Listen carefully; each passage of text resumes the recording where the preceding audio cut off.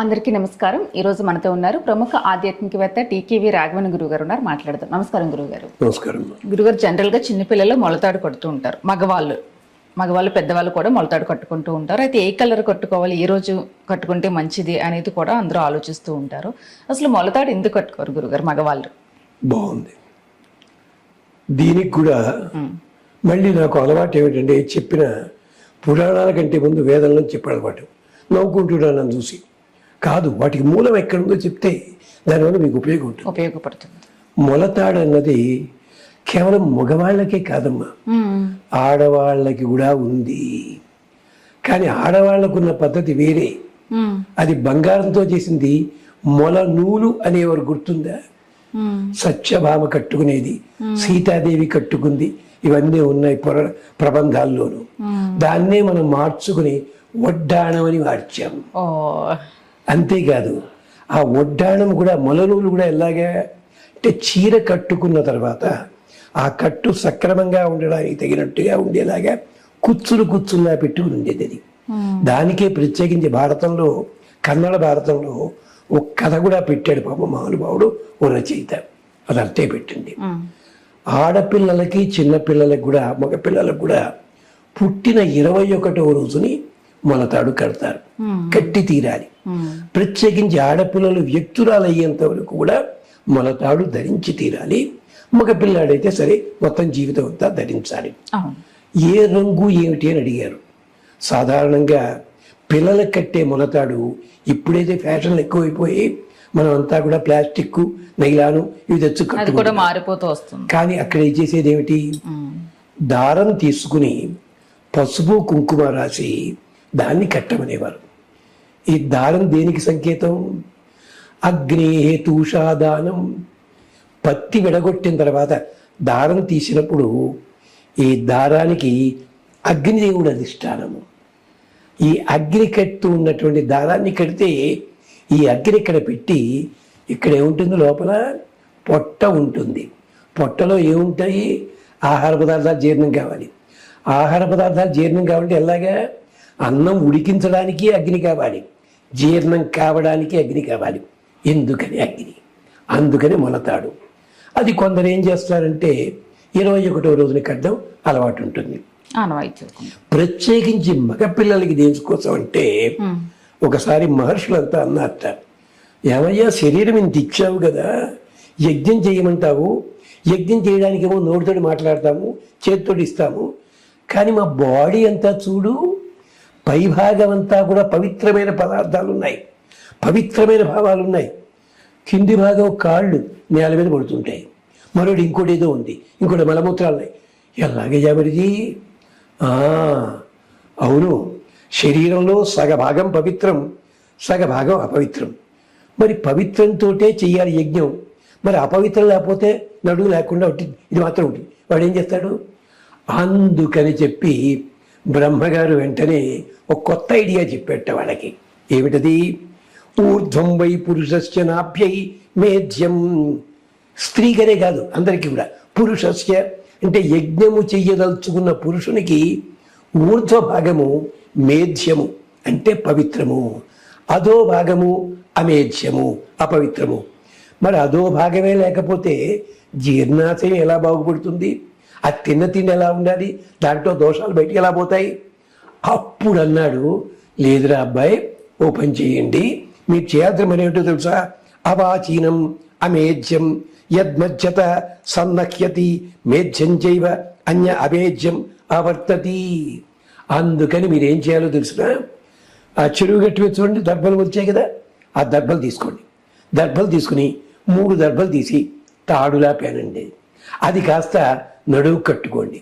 అప్పుడు ఏమవుతుందంటే, పైనలాగా మేధ్యమే, నువ్వేం చేస్తున్నావు? కిందది అమేధ్యం. అమేధ్యంగా ఉన్నదాన్ని ఈ దర్భల కారణం చేత మేధ్యం చేస్తున్నావు. అంటే పవిత్రము అపవిత్రము రెండు కూడా సెపరేట్ చేస్తున్నావు. అది పక్కనే ఉంటుంది, ఇబ్బంది లేదు. దర్భలు ఎందుకండి? తాళ్ళు లేవా? దర్భలు ఎందుకో చెప్పాలి మీకు. వృత్రాసుడనే రాక్షసుడు గొప్ప తపస్సు చేశాడు, ఇంద్రుడి చేతిలో మరణించాడు.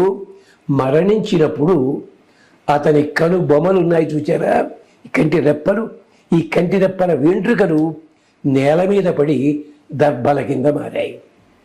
అలాగే ఎముకల మధ్య ఖాళీ స్థలం ఉంటుంది కదా, దాంట్లో కాదా దర్భల కింద మారాయి.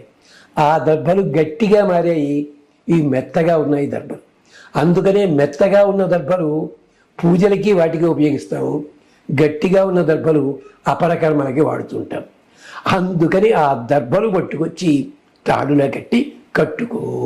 ఎంచేత వృత్రాసుడి శరీరంలో ఉన్న తపశ్శక్తి యావత్తు దర్భల లోపల ఉంది. అందుకోసం వాళ్ళ తాడు వచ్చింది.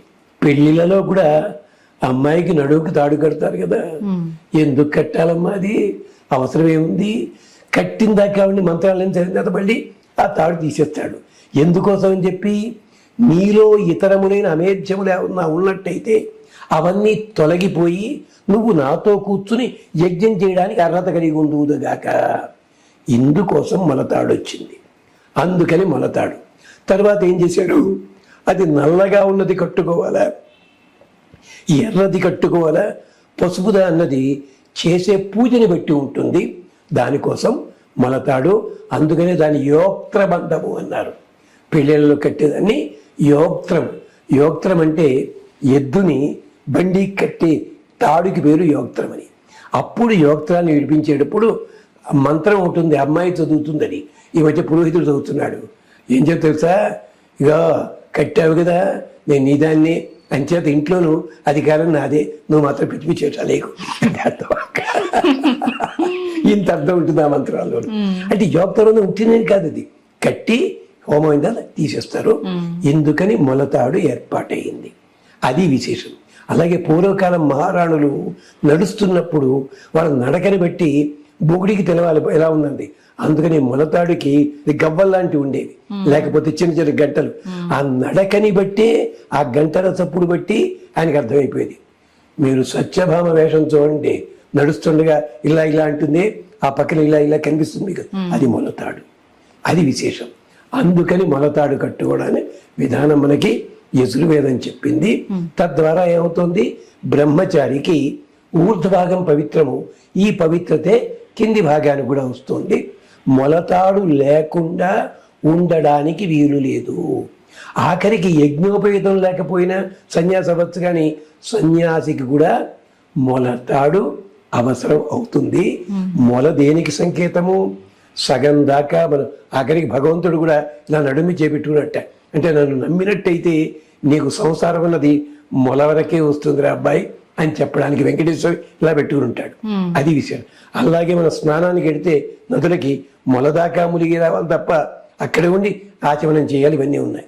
ఎందుకని మొలతాడు వెనకాల ఇంత కథ మనకి యజుర్వేదంలో ప్రత్యేకించి దీనికి చెప్తారు. మంచి మంత్రాలు ఉన్నాయి. అంటే శరీరాన్ని శుభ్రము చెయ్యడానికి.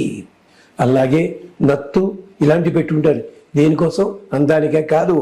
మీరు శ్వాస పీలుస్తున్నారు, ఈ శ్వాస లోపల విషక్రిములుంటే నశింపు చేయడానికి నత్తు కానీ లేదా బేసరి కానీ ఇవన్నీ ఉంటాయి. మరి మెడ దేనికండి, ఆడవాళ్లకు ఉండే నరములన్నీ కూడా చాలా సున్నితంగా ఉంటాయి. అందుకని నగల్లో కూడా 4 రకాలు ఉన్నాయి. ఒకటి ఇలా ధరించేవి, ఒకటి వేళ్లాడేవి, ఒకటి కట్టుకునేవి, ఒకటి పొడిచి ధరించేవి ఉన్నాయి. ఆవేద్యములు, ఆలోజ్యములు, ఇవన్నీ మనకి వీరమిత్రోదయం అనే గ్రంథంలో చాలా బాగా చెప్పాడు. అలాగే విష్ణు ధర్మోత్తర పురాణంలో ఆడపిల్లలు పెళ్ళిళ్ళైన వాళ్ళు ఏ సమయంలో ఏ నగలు ధరించాలి అది కూడా చెప్పారు వాళ్ళు. అలాంటిదే మొలతాడు కూడా, అది విశేషం. అంచేత మొలతాడు ఉట్టినే కట్టింది కాదండి, అది విశేషం అక్కడ.